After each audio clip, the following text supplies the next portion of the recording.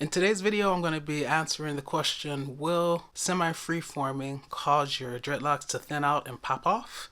And also a question about retwisting. Let's get to it.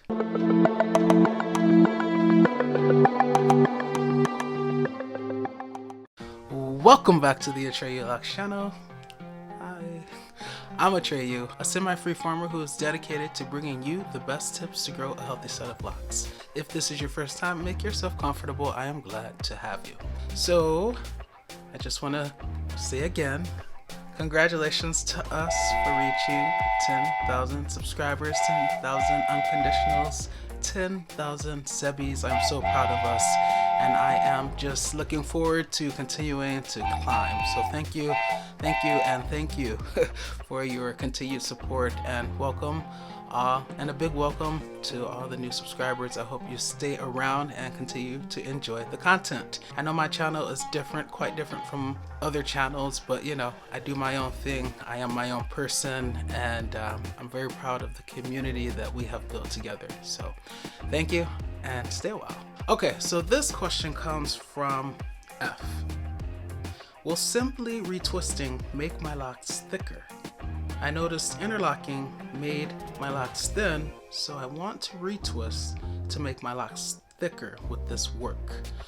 So I understand why this person F is posing the question, right? Because it is quite commonly known that when you interlock, because you're essentially tying a series of tight knots, the end result is a thinner lock. It's a comparative term, right?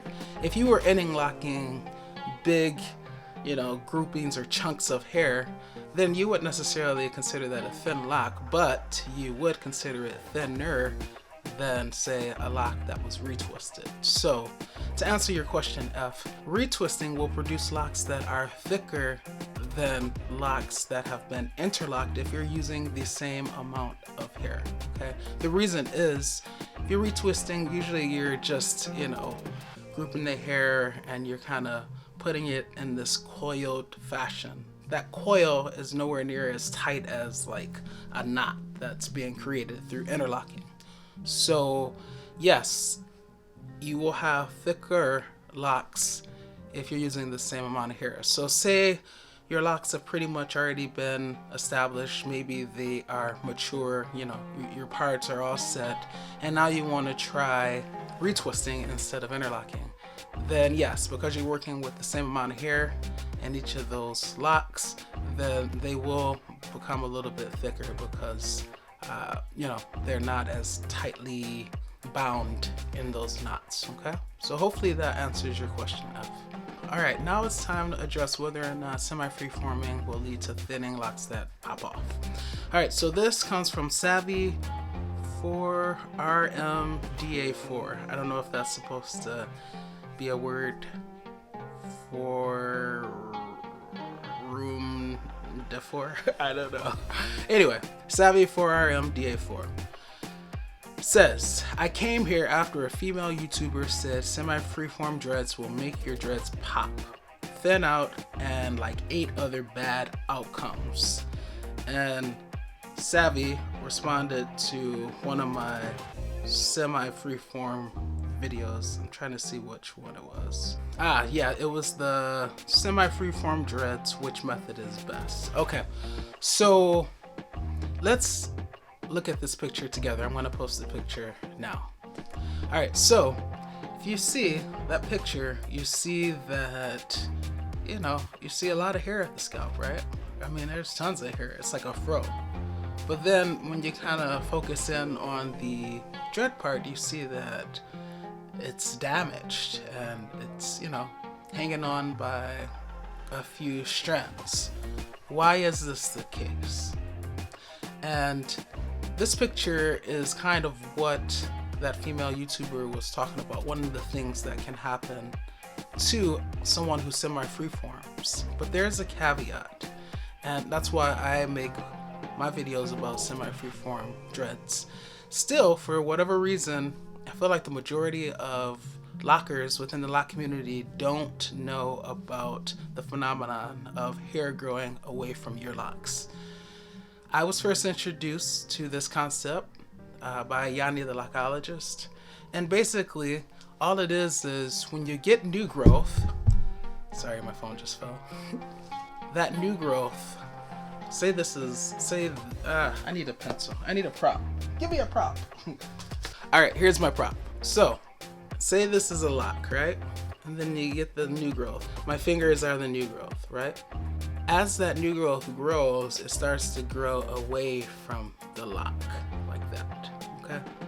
So, the result is that you have all this hair, all this available hair here, right? But it's not attached to the lock, because for some people, the hair doesn't grow into the lock. If it grew into the lock, it would be like this, right? It would be a part of the lock. And then as it grew, it would just continue to be a part of the lock. But for someone who has hair that grows away from their lock, as it grows, it gets longer because it's growing, but it's not attached to the lock.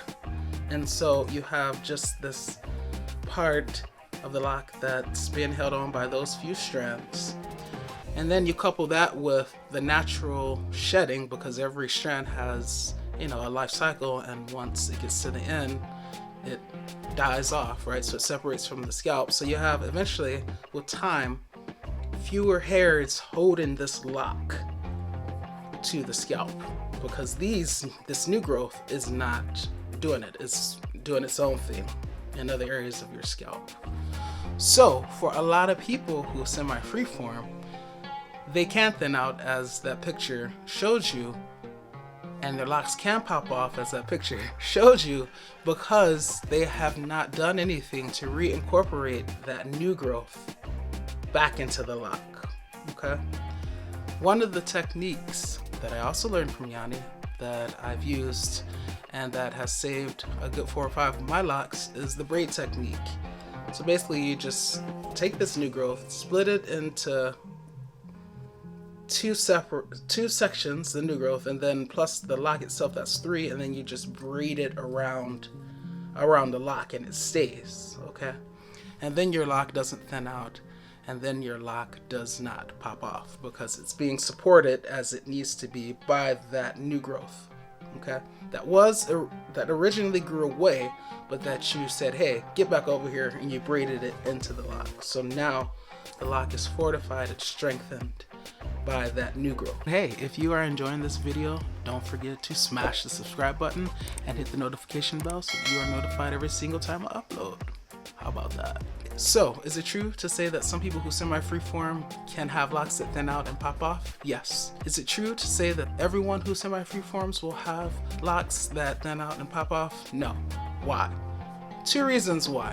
One is that not everyone has hair that grows away from their locks. Some people were blessed with hair that grows into their locks, okay? So their hair always, that new growth always grows like this. It always grows attached to the lock. The second reason why that's not always true is that if you know that you have hair that grows away from your lock, then you can do things to get that new growth that's growing away from your lock incorporated into the lock. You can use the braid technique, or you can just do maintenance more frequently than you do, right? And that doesn't kick you into the manicured category if you're worried about, I'm not gonna be a semi-freeformer anymore. So say you retwist every 4 months and you notice your locks are thinning out, then bump it to every 3 months. You're still a semi-freeformer if you're retwisting every 3 months. That's better than retwisting every month. That's better than retwisting every 2 weeks like some lockers, right? Don't get caught up in the categories and the titles. Don't be legalistic. It's not about that. It's about having healthy locks. It's about giving your locks what they need. It's about being aware of what your hair is doing so that you can give it the best chance to grow long and healthy, like these bad boys. Okay, so yes, to answer your question, Savvy, I'm glad you found my video, because just because you're semi-freeform does not mean that your locks are going to break off, okay? There are tons of semi-freeformers out there who have extremely healthy locks, right? Who have not even had nearly as many problems as I've had, but either their hair grew into their locks, so this was a non-issue for them, or they knew about hair growing away from their locks and they did maintenance often enough to correct that issue, to correct that potential problem before it became an issue. Okay, so yeah, if you want to semi-freeform, you can semi-freeform. Just pay attention to what your locks are doing. Make sure that they're not thinning out. If they are thinning out, then, you know, bump up the maintenance or check out my Braid Technique for dreadlocks video. I show you how to braid the new growth into the hair. Things like that. You have options, okay? All right, guys. So hopefully these answer your questions thoroughly, and I think they're excellent questions, and that's why I want to make a video, because I feel like many of you out there could benefit from hearing my responses to these questions. If you guys have any more questions, then definitely leave them below in the comment section, and if I think they warrant a video response, I will include them in my next video. If you choose to love, do so unconditionally, because loving with conditions conditions the heart, not really love at all. This is Atreyu Locs, and I will see you in the next one. Peace.